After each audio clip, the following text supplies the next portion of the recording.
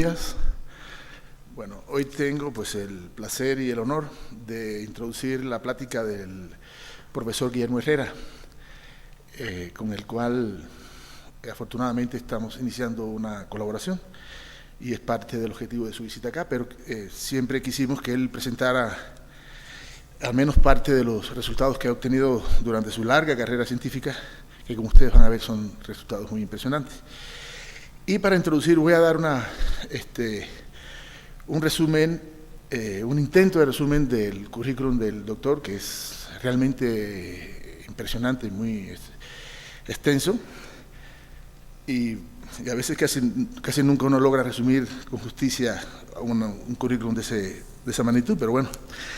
El doctor nació en La Habana, es cubano como yo, estudió medicina en la Universidad de Puerto Rico en Río Piedra, con beca completa y se graduó con honores. Hizo su residencia en patología en el Centro Médico Brooke de las Fuerzas Armadas de Estados Unidos en San Antonio, Texas, y posteriormente se desempeñó como jefe de microscopía electrónica en el Centro Médico Walter Reed de las Fuerzas Armadas también en Washington, D.C.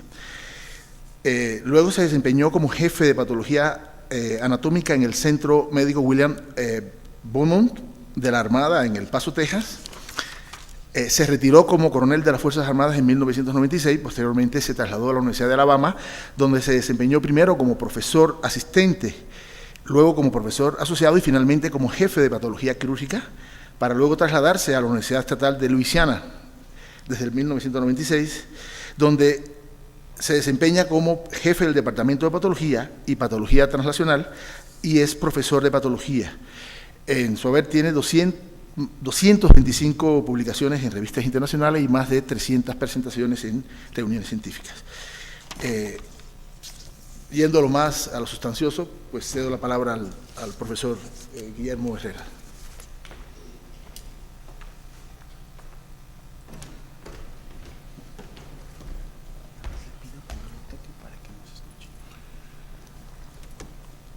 Es un placer volver a México. Siempre lo pasamos muy bien en México. Eso siempre es un viaje donde todos los individuos son sumamente calurosos y siempre lo pasamos fabuloso. Soy aficionado a la arquitectura, me encanta el instituto. La arquitectura del instituto es impresionante. Cuando el doctor Del Pozo me invitó a dar esta conferencia, pensé que tenía que hablar sobre la patofisiología que se asociaba con las interacciones que ocurren entre cadenas ligeras de inmunoglobulinas y el riñón. Más específicamente lo que pasa en el glomérulo. Y pensé que eso era más que suficiente para una presentación de 50 minutos. Pero me pareció que si solamente hacía eso, iba a dejar afuera lo que creo que estamos haciendo ahora, que es más interesante, que es el hecho de que estamos pudiendo reparar el daño que estas cadenas ligeras producen en el glomérulo. Para mí ese es el futuro del tratamiento de estos pacientes.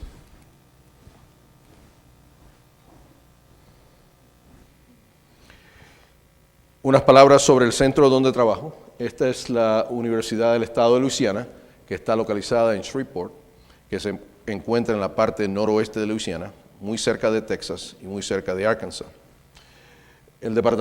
Mi oficina del Departamento de Patología está localizada en este edificio y mi laboratorio de investigación está localizado en este edificio de investigación. Este es el centro cancerológico y estos son otros edificios de la institución. Llevo allí desde el año 1996.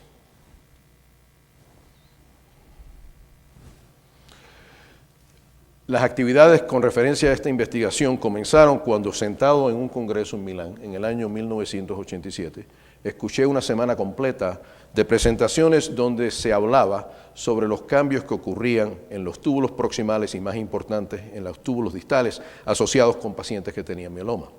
Y cuando la discusión empezó a ser acerca de las alteraciones que ocurrían en el glomérulo, no se conocía nada de cómo esto pasaba.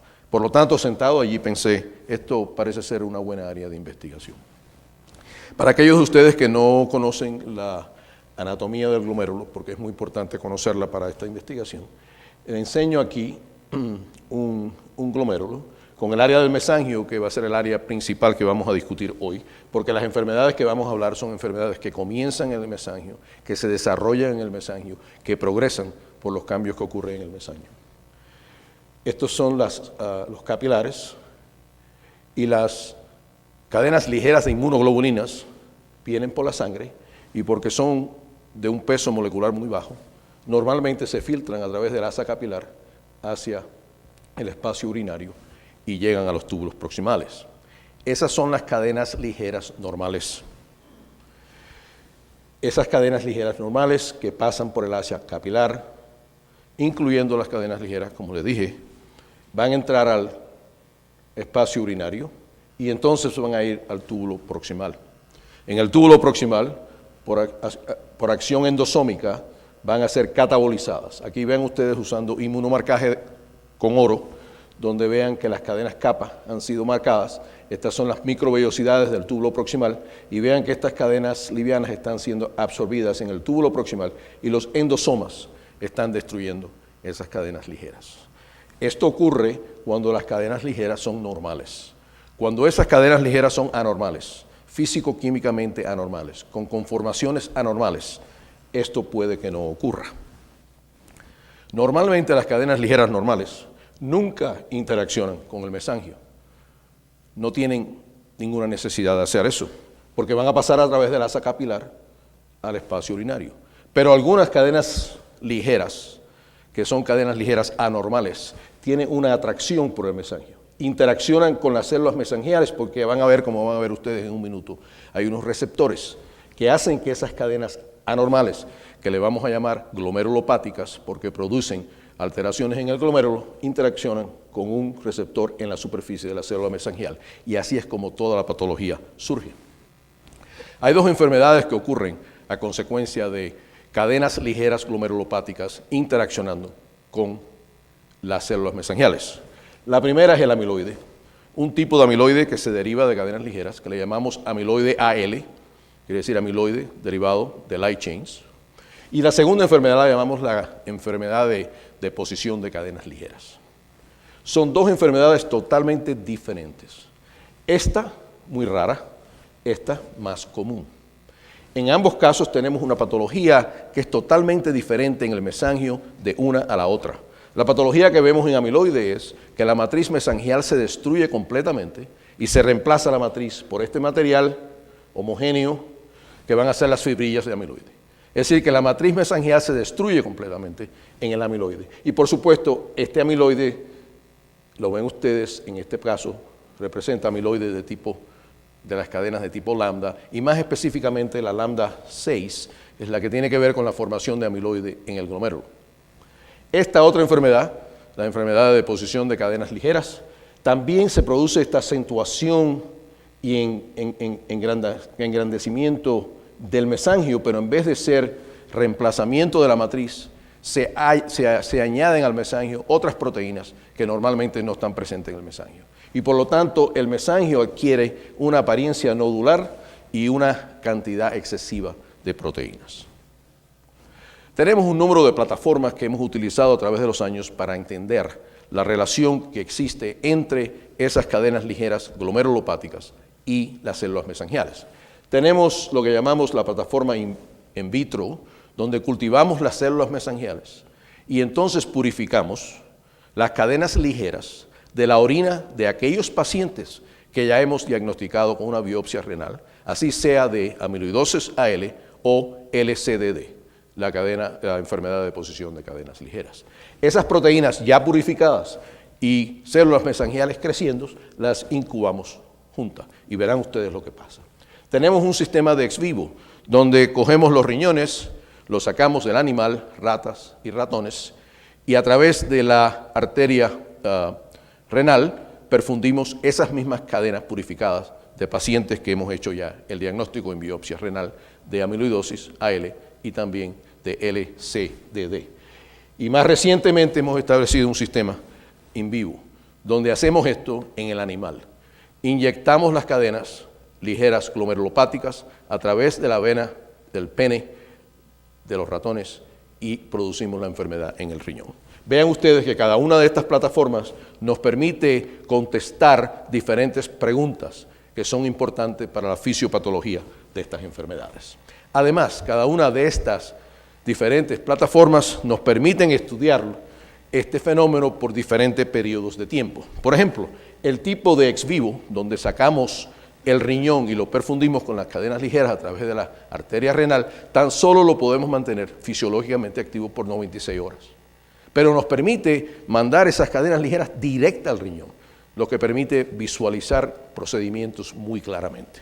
Sin embargo, cuando usamos las plataformas celulares, podemos mantener esa interacción por semanas y nos permite ver qué es lo que pasa. Y vean también que cuando usamos a nivel animal, tenemos ese animal por siempre y podemos estudiar estos procesos con mucho más detalle. Unas pequeñas observaciones con relación a las diferentes plataformas. Esta es la plataforma celular in vitro. Aquí tenemos una matriz, la matriz que le llamamos Amgel, que se deriva de la placenta, que provee lo que nosotros consideramos una matriz muy similar a la matriz mesangial. Por lo tanto, tenemos estas células mesangiales que están creciendo en esa matriz en lo que más o menos sería similar a lo que pasa en el riñón normal. Eso es lo que vamos a incubar con las cadenas ligeras de los pacientes que hemos purificado. Los primeros experimentos que hicimos, lo hicimos con capas monocelulares, donde teníamos las células mesangiales que crecíamos en laminillas y las incubábamos con cadenas ligeras de los pacientes. Ven ustedes aquí un paciente con amiloidosis AL que ha sido diagnosticada en la biopsia renal y vean ustedes cómo estas células interaccionan con esas cadenas ligeras purificadas que hemos puesto en el sistema y forman este material que es idéntico al material que vemos en las biopsias renales. Esto es amiloide. Este material tiñe con el Congo rojo y este material también hace la polarización típica que ocurre en amiloide. Así que ustedes pueden crear eso en este sistema in vitro, como ven ustedes. Uno de los hallazgos que tuvimos hace años, que fue más interesante y que realmente nos hizo ir en cierto camino, era este.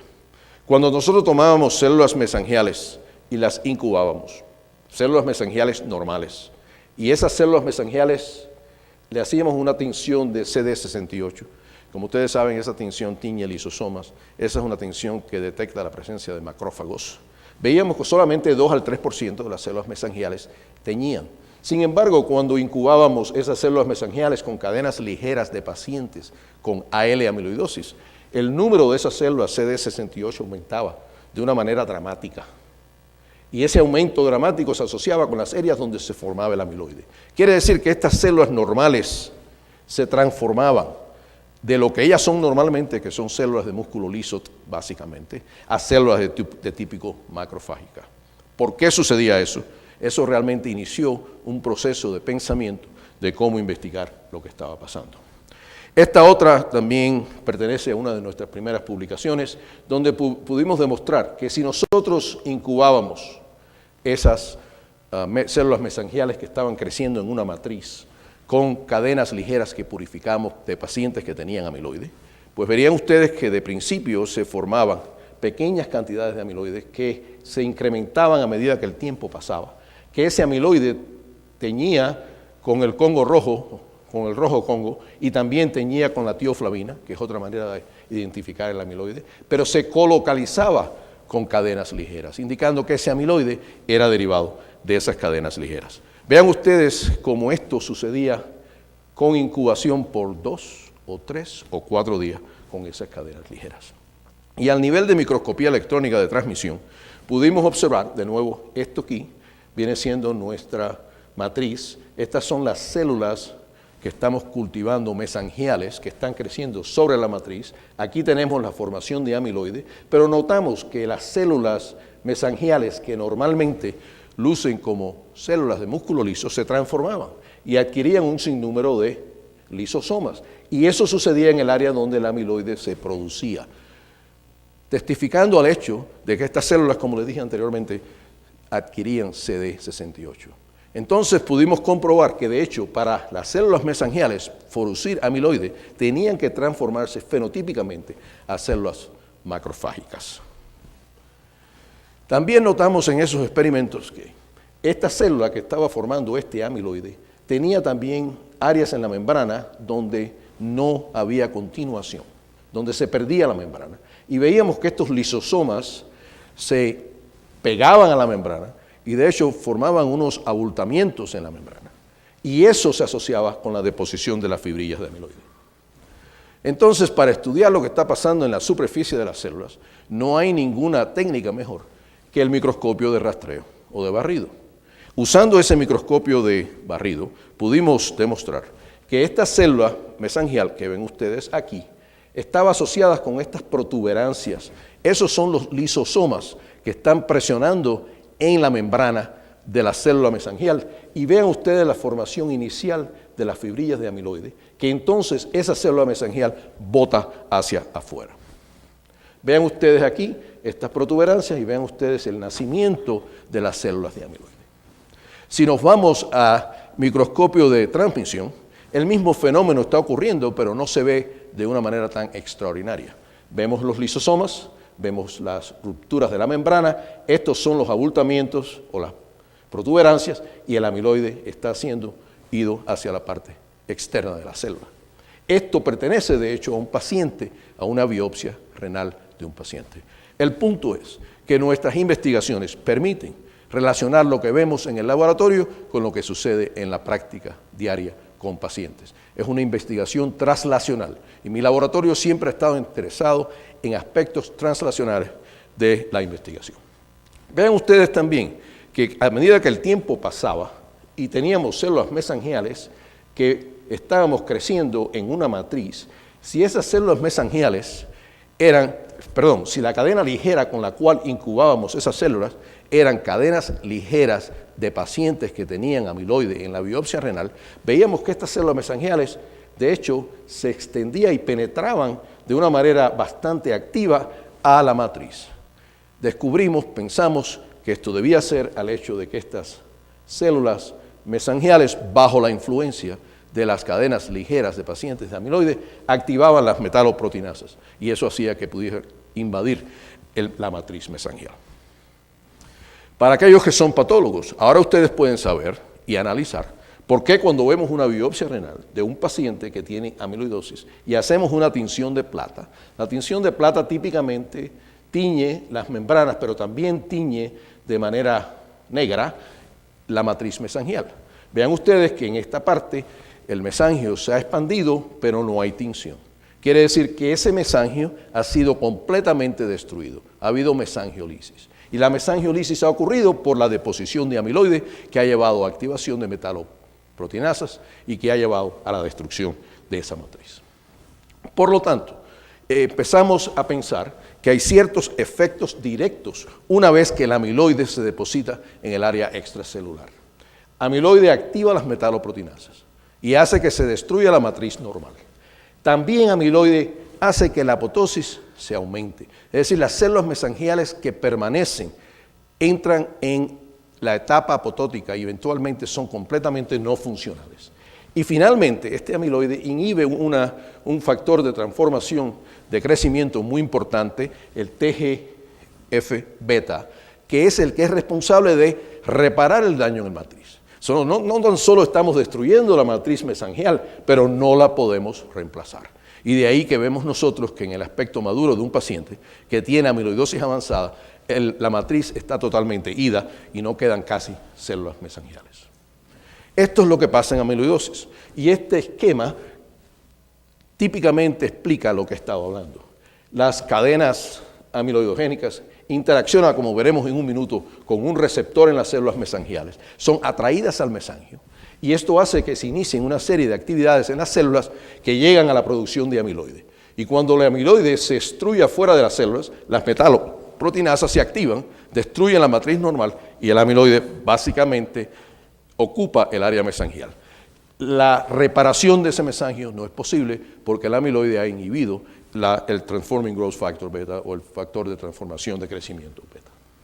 Veamos qué pasa entonces en la enfermedad de LCDD, de la enfermedad de deposición de cadenas ligeras. Verán ustedes que lo que pasa aquí es totalmente opuesto a lo que pasa en casos de amiloidosis. Lo que pasa aquí, hacemos el mismo tipo de experimento. Estamos creciendo células mesangiales en una matriz. En este caso la estamos exponiendo a cadenas livianas tubulopáticas, y cuando les ponemos a cadenas livianas tubulopáticas no pasa nada, porque recuerden ustedes que las cadenas tubulopáticas no reconocen las células mesangiales, sino se van a través de las asas capilares a producir daño en los túbulos proximales y distales. Por lo tanto, no hay cambio. Pero cuando incubamos esas mismas células mesangiales con cadenas ligeras que obtenemos de pacientes, de la orina de pacientes que tienen LCDD, se producen estos nódulos.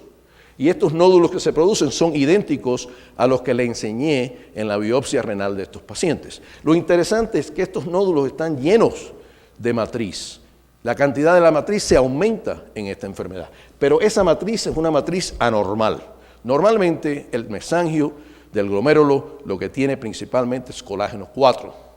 El colágeno 4 desaparece y es reemplazado por esta proteína que la llamamos tenasina, que es una proteína sumamente tenacia, muy difícil de destruir. Así que en la matriz no solo se aumenta, pero se aumenta y se crea una matriz diferente a la matriz normal del glomérulo. Y cuando vemos las biopsias renales de estos pacientes, vemos los mismos nódulos que podemos reproducir en el laboratorio, y vean que estos nódulos ahora están intensamente positivos, de color negro, con la tinción de plata, de metenamina. ¿Por qué? Porque esos nódulos contienen grandes cantidades de matriz. Recuerden que en el caso de amiloidosis no había tinción, porque la matriz había sido reemplazada por las fibrillas de amiloide. Esto es como luce nuestra plataforma ex vivo. En esta plataforma sacamos el riñón, y ese riñón que sacamos del animal, perfundimos ese riñón a través de la arteria renal con cadenas ligeras que purificamos de la orina de estos pacientes. Parece fácil, pero para mantener ese riñón fisiológicamente activo, con una presión que es normal, con una perfusión que es normal, se requiere este tipo de sistema que es bastante complicado. Y tan solo puedo mantener este sistema fisiológicamente activo por 96 horas. Es una plataforma excelente para ver qué pasa cuando ponemos esas cadenas, pero después de 96 horas no podemos ver qué es lo que sucede. Una cosa que es muy obvia es cuando ponemos esas cadenas ligeras a través de la arteria renal, no hay duda ninguna que esas cadenas ligeras terminan en el glomérulo, porque son cadenas ligeras glomerulopáticas, porque son cadenas ligeras que se atraen al glomérulo. Si esto hubiese hecho con una cadena ligera tubulopática, no hubiéramos visto nada en los glomérulos. También fíjense que los diferentes glomérulos atraen esta cadena en diferentes cantidades, y eso también es un factor muy interesante. El modelo de animal, que es el que hemos establecido más recientemente, es un modelo muy interesante, porque ahora tenemos un animal en el cual podemos crear ambas enfermedades y podemos examinar ese animal y hacer intervenciones terapéuticas de diferentes formas. De otras maneras podemos quizás curar el daño que ha ocurrido en el mesangio. Esto se puede mantener por semanas, por meses, por lo tanto es un tremendo avance en cuanto a nuestro entendimiento de lo que sucede entre las cadenas ligeras glomerulopáticas y las células mesangiales. Otra cosa interesante, estas dos enfermedades son enfermedades genéricas, típicas de lo que pasa en el mesangio. Por ejemplo, tenemos la nefropatía diabética. La nefropatía diabética se presenta con una apariencia patológica idéntica a la enfermedad de deposición de cadenas ligeras. Y hay enfermedades en el riñón que se caracterizan por mesangiolisis, que son idénticas a lo que sucede en el AL, en la amiloidosis AL. ¿Qué quiere decir eso? Que los hallazgos de nuestra investigación no solamente aplica a estas dos enfermedades que quizás son raras, sino se pueden aplicar a otras enfermedades que son muy comunes, como es la nefropatía diabética. Este es el animal, el modelo de animal, y esto fue publicado el año pasado en Kidney International. Y vean ustedes que podemos reproducir amiloide. Esto es amiloide típico, rojo Congo positivo, tioflavina positiva. Aquí tenemos la polarización. Y aquí vemos que, como les dije antes, para eso poder pasar, tiene que haber una transformación de las células mesangiales a macrófagos, por las razones que les demostraré en un minuto. Estas fotos vienen también de la microscopía de barrido. De nuevo, nos permite ver aspectos de superficie. Vean ustedes aquí, este glomérulo, esto ocurre en un animal que ha sido perfundido a través de la vena penil con cadenas livianas de amiloide. Vean que este glomérulo se ha transformado y tenemos estas miofibrillas que son típicas y características de amiloide. No creo que nadie les haya mostrado a ustedes una foto como esta. ¿Qué cosa es amiloide? Amiloide son fibrillas que tienen un tamaño largo, que no se ramifican y que miden de 7 a 12 nanómetros en diámetro. Vean ustedes, y que se arreglan de una forma que no es organizada, sino de una manera desorganizada. Vean ustedes la apariencia de amiloide con el microscopio de barrido. Si nos vamos ahora a la enfermedad de LCDD, vean la diferencia. En este animal hemos visto que el mesangio se acentúa, se forman nódulos, pero esos nódulos son intensamente positivos con la tinción de plata. ¿Por qué? Porque tienen grandes cantidades de matriz. Y en el animal, de nuevo, vemos cómo se forman los nódulos. Vemos que estos nódulos tienen la característica típica con la tinción de plata y que estos nódulos se caracterizan por aumento en la matriz con el microscopio electrónico, que no tienen rojo Congo, que no tienen tioflavina, porque no es amiloide, sino son proteínas excesivas de la matriz. Por lo tanto, nuestras investigaciones se preocupan de usar diferentes plataformas porque cada plataforma nos ayuda a contestar diferentes preguntas. Usamos una variedad de técnicas y esto es importante para aquellos de ustedes que son investigadores nuevos. Piensen siempre qué pregunta quiero contestar y qué técnica me ayudaría a contestarla.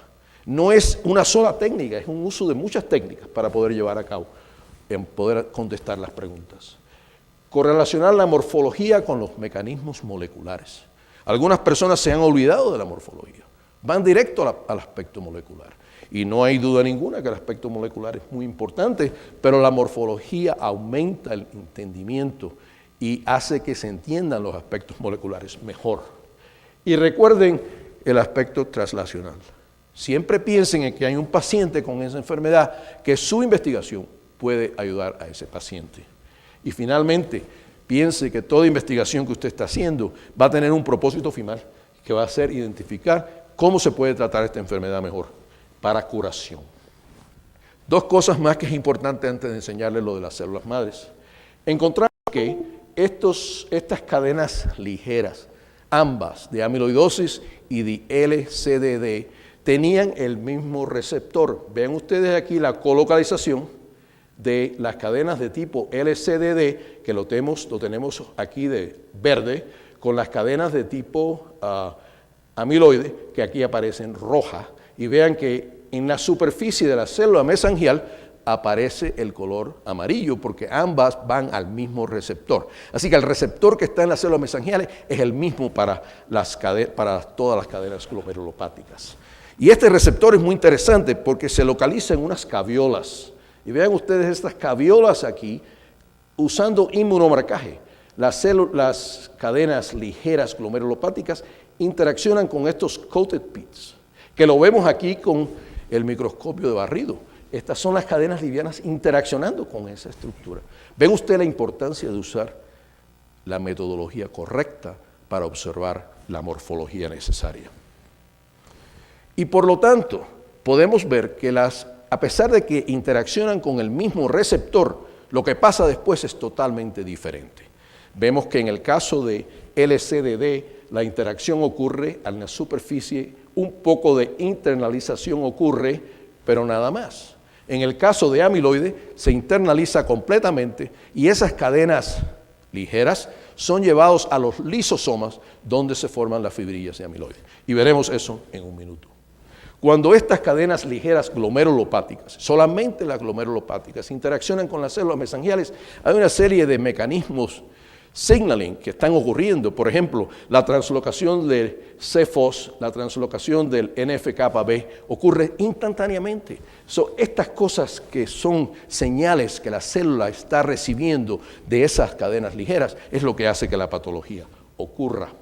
Hemos identificado un receptor, es un receptor grande, de un peso molecular entre 325 a 480 kilodalton, pero no sabemos si ese receptor es específico para estas cadenas ligeras o si es un receptor que las células mesangiales usan para otro propósito y en ocasiones para este propósito. Las interacciones ocurren como vemos aquí. Interacción con un receptor en la superficie de las células mesangiales, activación del Platelet Derived Growth Factor, que hace que las células mesangiales se repliquen, se multipliquen, y entonces una vez eso pasa, el Transforming Growth Factor Beta comienza a secretarse. En el caso de la enfermedad de LCDD, esto es lo que hace que aumente la matriz mesangial. En el caso de amiloide, el amiloide inhibe el TGF-beta, haciendo de que la matriz que sea destruida no pueda ser reemplazada. Fundamental para entender la patofisiología de estas enfermedades es la transformación de la célula mesangial normal, que es una célula de músculo liso, a una célula macrofágica de tipo que hace que esa célula sea capaz de internalizar la proteína de amiloide y llevarla a los lisosomas para formar las fibrillas. O se transforma a una célula miofibroblástica, quiere decir que las células adquieren más retículo endoplásmico rugoso, que hace que esa célula sea ahora capaz de producir más proteína y crear la patología típica de estas enfermedades. Vean ustedes lo que pasa aquí. Aquí tenemos las cadenas ligeras en rojo de un paciente con amiloidosis y hemos marcado los lisosomas con fluorescina, es decir, de rojo. Vean cómo esas cadenas se han internalizado en la célula mesangial y vean cómo ellas van hacia los lisosomas y eventualmente se colocalizan en los lisosomas maduros. Vean ustedes que ahora esto aparece de color amarillo porque se colocaliza. Así que entran, son internalizadas y se van al sistema lisosomal. En el caso de la enfermedad de deposición de cadenas ligeras, la razón por la cual ocurre es por activación, como les dije, de esta molécula, Transforming Growth Factor Beta. Se activa el Transforming Growth Factor Beta y eso hace que la matriz mesangial aumente. Por lo tanto, si vemos lo que vimos y lo contrastamos con lo que pasa en los casos de amiloidosis en el mesangio, ocurre lo opuesto. Las metaloproteinasas están inhibidas, Transforming Growth Factor está aumentado y por lo tanto se aumenta la matriz mesangial.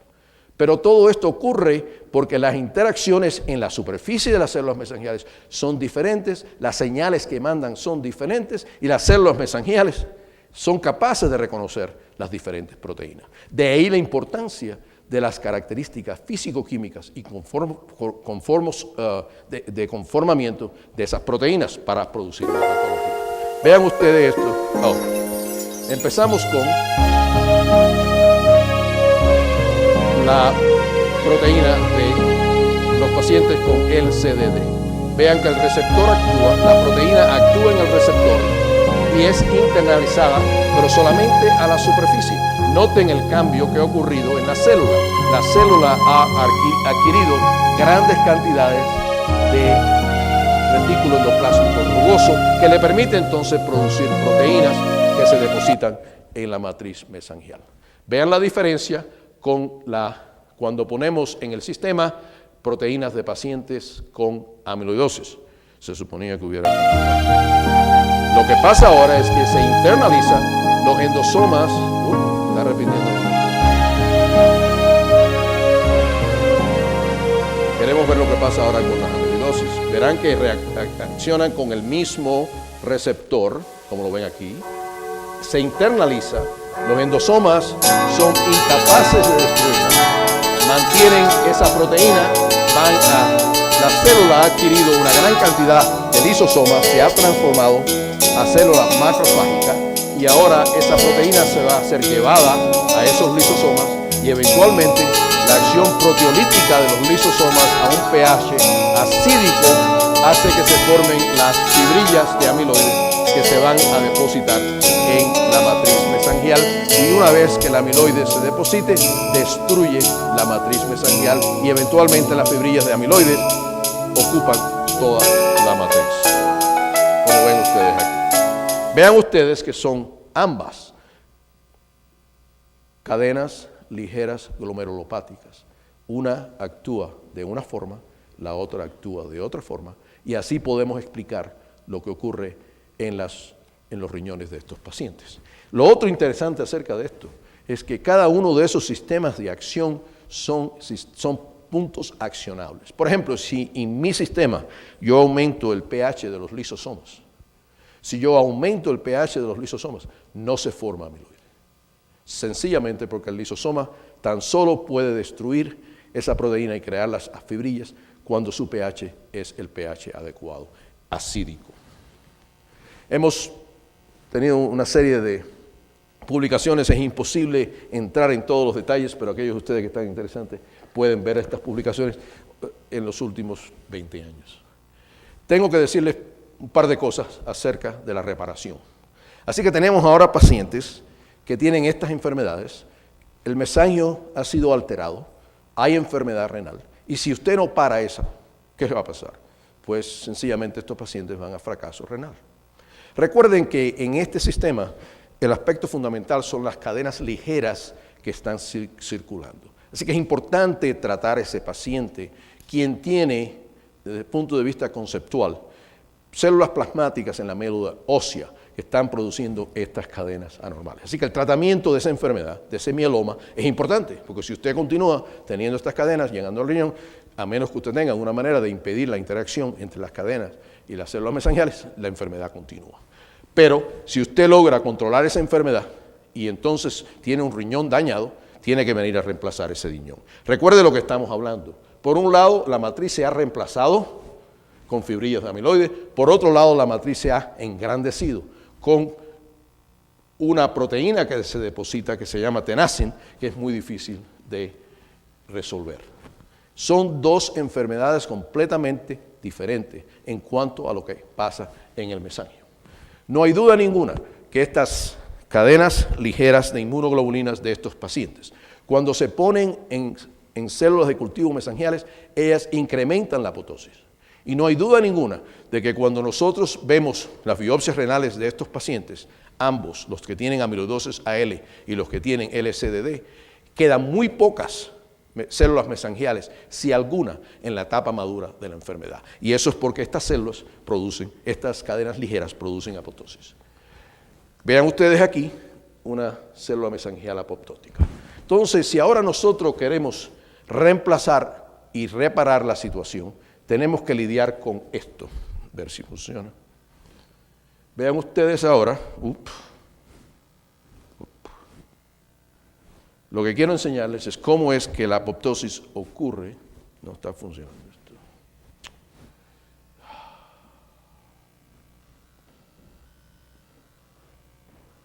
¿Cómo podemos hacer que esta funcione? Porque estamos yendo para atrás, para otro lado.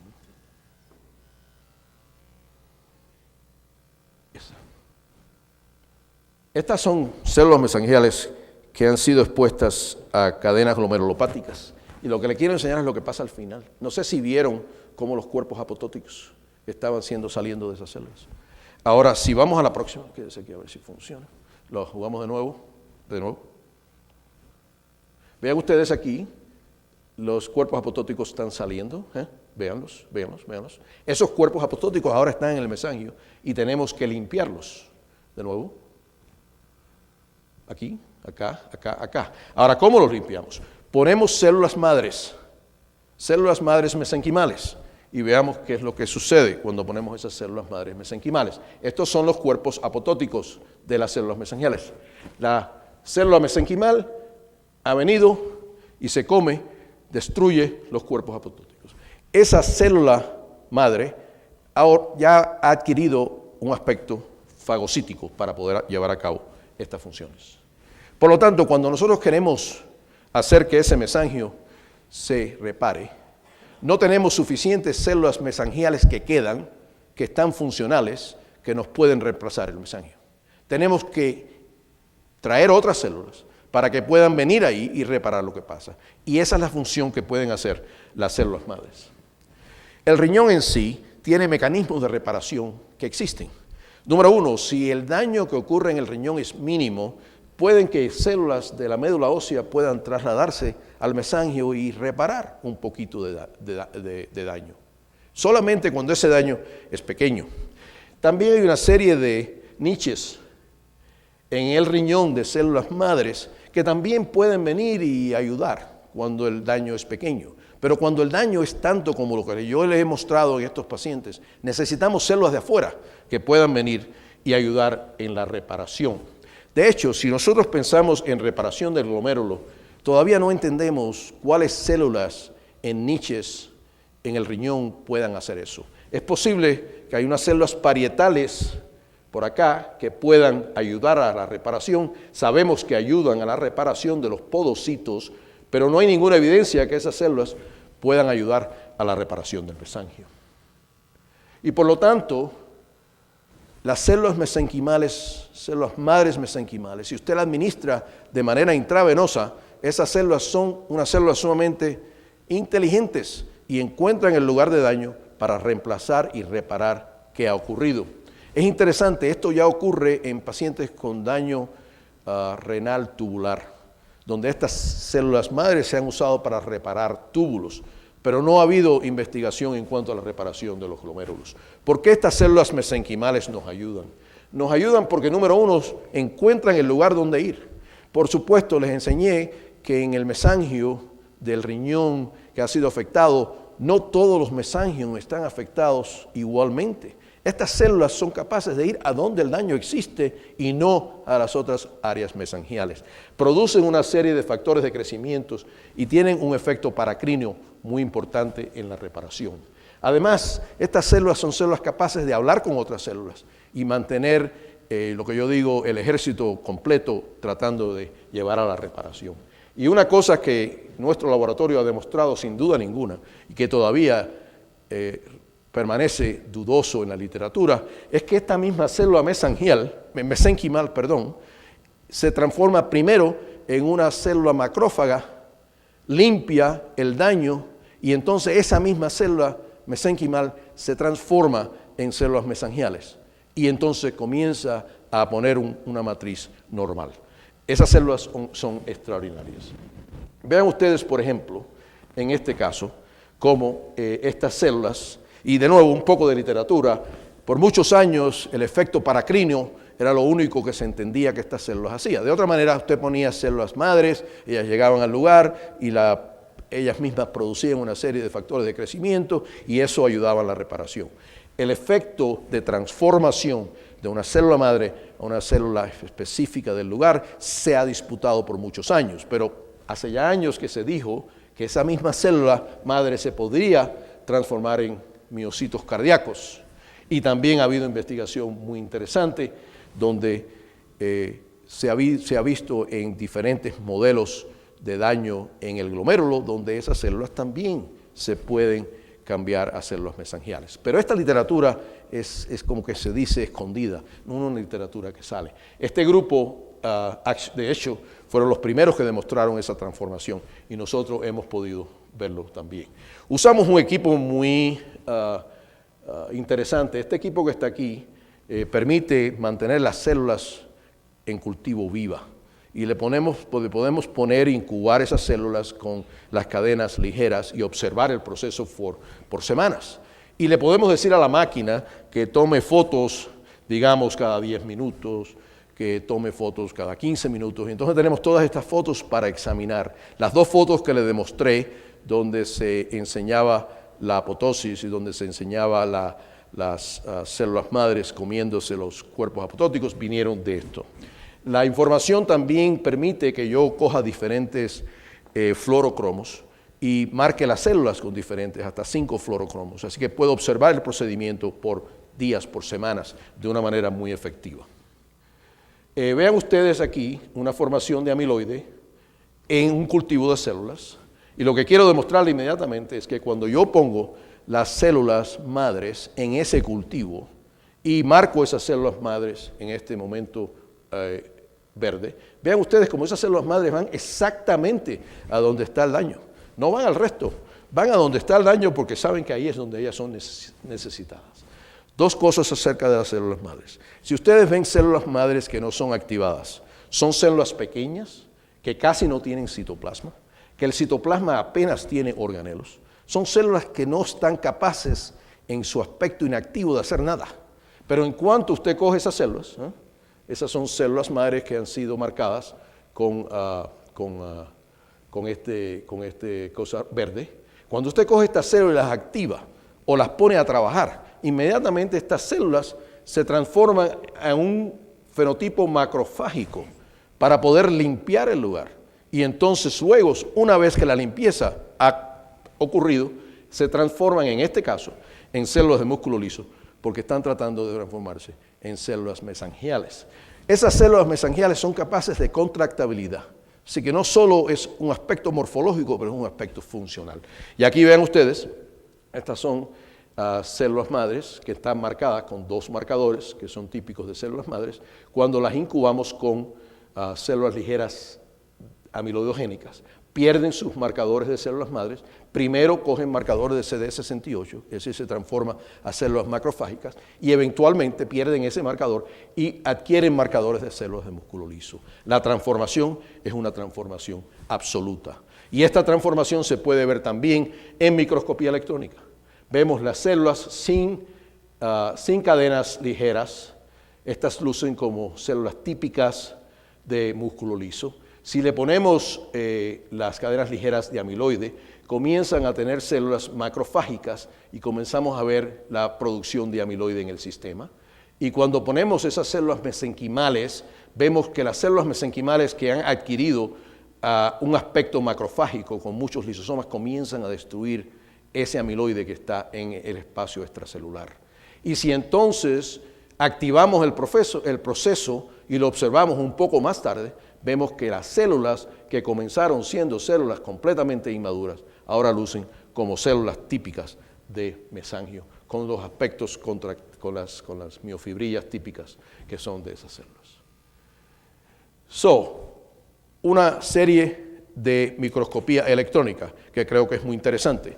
Estas son células mesenquimales, células madres mesenquimales, están en el capilar del glomérulo. Ahora encuentran el área donde se ha producido el amiloide, vienen a esa área, de hecho comienza a tener ese amiloide, como quien dice, lo atrapa, y eventualmente esta célula mesenquimal que se convierte en un macrófago va a destruir ese amiloide. Y eventualmente se va a transformar en una célula mesangial. Este proceso va a ser el futuro de tratamiento de estas enfermedades. Vean lo que pasa aquí. La célula apoptótica ha sido marcada con fluorescina. Estas son células madres que hemos puesto en el sistema. Las células madres están fajándose para eliminar ese cuerpo apoptótico. Y después que acaban con los cuerpos apoptóticos y cualquier otra cosa que exista, comienzan a diferenciarse, adquieren más citoplasma, como verán ustedes en un minuto, y comienzan a tocar una a las otras. Y ocurre una diferenciación completa a células totalmente diferentes a las que fueron inicialmente. Básicamente, lo que estoy tratando de decirles es que esto es el futuro del tratamiento. Hay un poco de problema para esas células madres destruir la tenasina. Es difícil. Ellos destruyen el amiloide mucho más fácil que pueden destruir esa tenasina, porque esa es una proteína muy difícil. Pero van a ese lugar donde está la tenasina y ellos, con la ayuda de curcumin permite que esa proteína tenacia se prepare para ser destruida. ¿Cómo ocurre eso? No está claro, pero sí sabemos que hay un efecto muy importante de curcumin en llevar a cabo eso. Les voy a enseñar estas dos fotos al final. Aquí tenemos, de nuevo, incubadas con cadenas ligeras de pacientes de LCDD, y van a ver cómo al final se forman estos nódulos. Vean los nódulos. Es decir, que las células mesangiales, las células madres, son incapaces, sin curcumina, de destruir esos nódulos. No pueden destruirlos porque es la proteína tenacia. Pero si nosotros preaplicamos curcumin antes de ponerlas, vean lo que pasa. No ocurre ningún nódulo al final. Las células madres son capaces de destruir la tenasina y la matriz mesangial. Por lo tanto, curcumin tiene un efecto fundamental para ayudarnos a que esto ocurra. En conclusiones, espero que le haya podido demostrar que la patofisiología de estas dos enfermedades es totalmente diferente y que a pesar de que las interacciones con los receptores en las células mesangiales son similares, lo que pasa después de la interacción inicial es completamente diferente. Espero también que le haya podido enseñar que ahora que sabemos cómo ocurren las cosas, hay una serie de intervenciones terapéuticas que podemos nosotros aplicar para evitar que los daños ocurran. Por ejemplo, podríamos tener péptidos que interfieran con la interacción entre las cadenas ligeras glomerulopáticas y el receptor. O podemos aumentar el pH de los lisosomas para evitar que se produzca el amiloide. Y finalmente, creo yo que el uso de células madres para arreglar el daño que ha ocurrido es el futuro del tratamiento. Por supuesto, también tiene que eliminarse la enfermedad que produjo lo que causó el daño en el mesangio. Y recuerden también que aunque les he enseñado dos enfermedades, la enfermedad de amiloide y la enfermedad de deposición de cadenas ligeras, estas dos son patofisiológicamente similares a otras condiciones que ocurren en el mesangio, que son mucho más comunes. Finalmente, esto no se puede hacer sin un equipo de colaboradores que realmente aporten sus áreas de conocimiento y de talento. Y esto no se hace en un día o 2 días, esto es research, esto es investigación de aproximadamente 40 años. Muchas gracias.